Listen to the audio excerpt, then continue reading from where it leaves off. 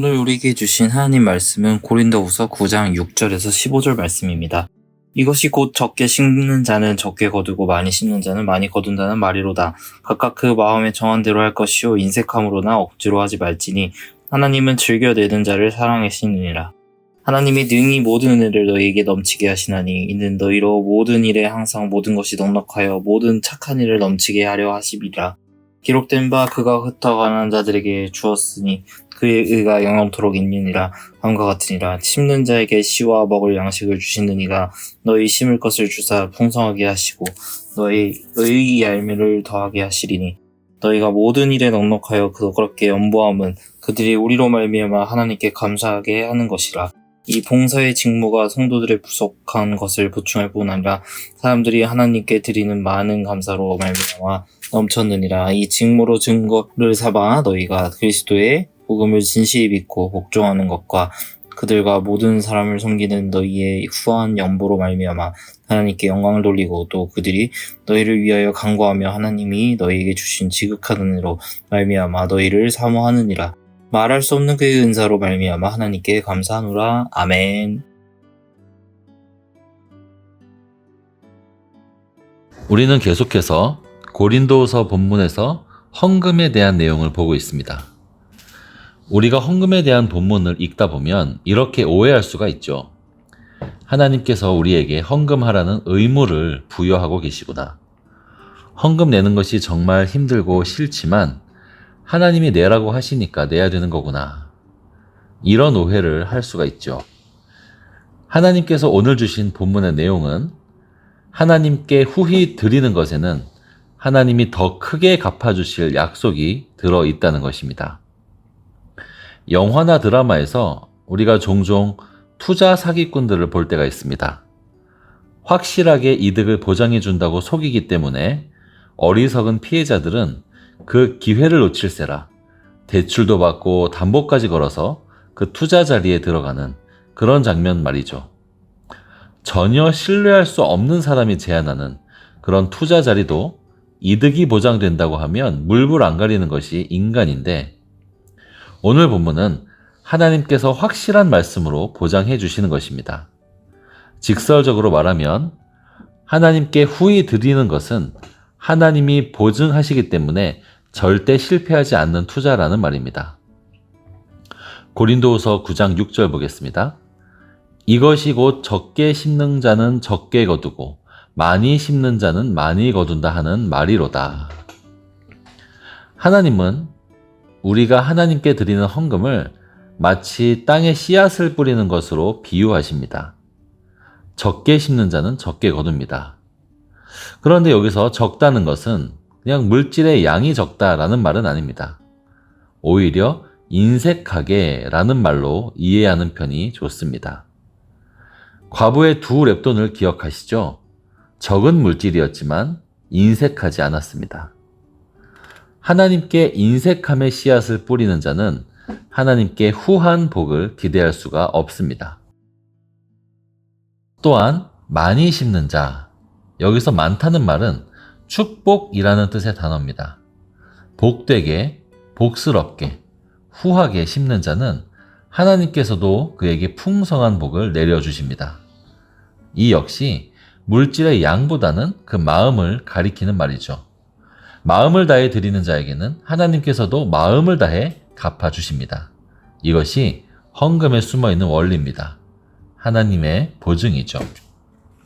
우리는 빠듯한 중에 하나님께 무엇인가를 드리면 우리의 삶이 더 불안정해질 것을 걱정합니다.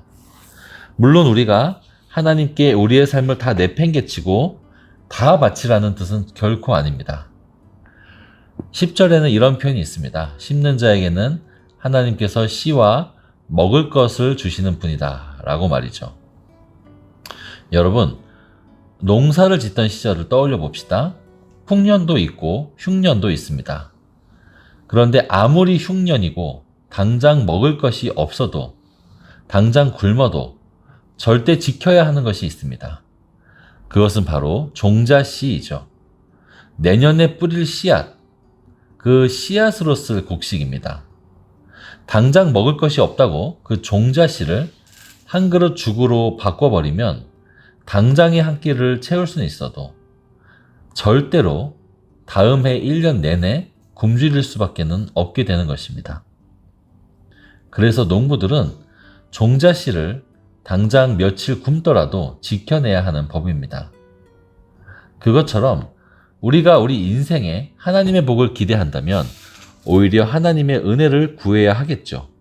넉넉한 하나님을 기대하며 뿌렸을 때 씨도 주시고 먹을 것까지 주시는 그 하나님을 믿어야 합니다. 하나님은 인색하신 분이 아니십니다. 하나님이 우리에게 반드시 약속을 지키시고 갚아주십니다. 오히려 우리가 물질을 드렸다고 해서 물질로 갚아주시는 그런 정도가 아니라 우리가 생각지도 못하는 은혜와 놀라운 역사로 갚아주시는 것이죠. 여러분, 지금 바울이 이 헌금을 모아서 어디로 가는지 생각해 봅시다. 어디로 갑니까? 바로 예루살렘입니다. 이방인들에게 헌금을 걷어서 유대인에게 전달되는 이 물질은 단순히 그저 가난한 사람을 도와주는 정도가 아니라 하나님 나라, 이 교회의 두 날개, 유대인들과 이방인들을 하나로 묶는 수단으로 이 헌금이 쓰이게 되는 것입니다. 이 물질이 전달되는 것을 통해서 세상 전체를 변화시킬 하나의 공적인 교회가 연결되고 탄생하는 것입니다. 이 세상에 인종적, 문화적 차별이 없는 하나의 교회가 세워지는 것. 그 결과가 지금에 이릅니다. 지금은 전 세계에 교회가 퍼져 있고 각국에서도 서로가 서로를 형제자매라고 부르죠. 모두가 한 교회입니다. 이런 놀라운 일이 일어났죠. 근데 이게 과연 돈으로 되는 것일까요? 우리가 만약에 교회가 없는 시대에 살았다고 할 때 스스로 이 일을 하려고 했다면 돈이 얼마면 되겠습니까? 얼마면 온 세계에 공교회를 세울 수가 있었겠습니까? 돈이 수백, 수천조가 있으면 전 세계에 이렇게 그리스도인이 충만하게 할 수 있겠습니까? 우리가 정확한 때에 하나님의 손에 들인 물질은 예상치 못한 놀라운 일을 이룰 수 있습니다. 오병이어가 소년의 손에 그대로 있었다면 한 사람 배만 채웠겠지만 예수님 손에 들렸을 때 영원히 잊혀지지 않는 큰 일이 이루어진 것입니다. 그래서 바울은 억지로 하는 것이 아니라 기쁘고 자발적인 마음으로 하라고 합니다. 그리고 그것을 통해 하나님이 얼마나 큰 일을 이루실지, 그리고 그것이 얼마나 우리 자신에게 큰 은혜와 감사의 제목으로 돌아올 것인지에 대하여 기대감을 일으키고 있는 것입니다. 세상의 그 어떤 투자처보다도 하나님은 가장 믿을만 하시고 확실한 결과를 보장할 수 있기 때문입니다. 여러분, 우리는 예수님을 주라고 부르는 기독교인입니다. 그것이 뭘 의미할까요?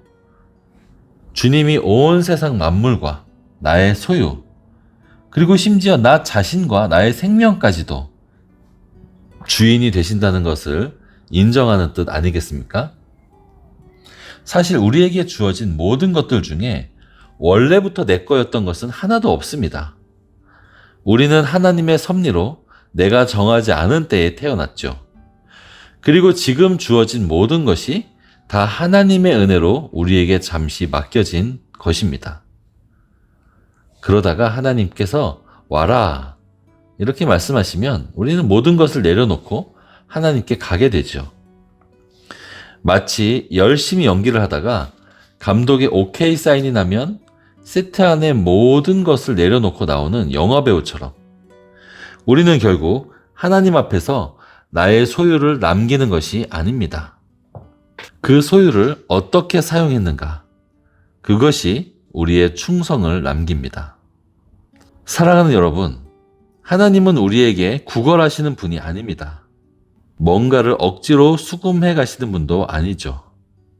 우리에게 참된 복을 얻을 수 있는 확실한 방법을 제시해 주시고 그것도 스스로 후할 수 있도록, 스스로 넉넉할 수 있도록 우리에게 해주시는 분이 바로 우리 하나님입니다. 우리가 심고 뿌린 것에 대하여 결코 외면치 않으시고 오히려 더 좋은 곳으로, 더 은혜로운 것으로 갚아주시며 감사를 충만하게 하실 그 하나님을 기억합시다. 우리에게 후히 주셔서 아들까지 주신 그 하나님께 인색하지 않고 넉넉한 마음을 가지시는 성도님들 되시기를 주님의 이름으로 축복합니다.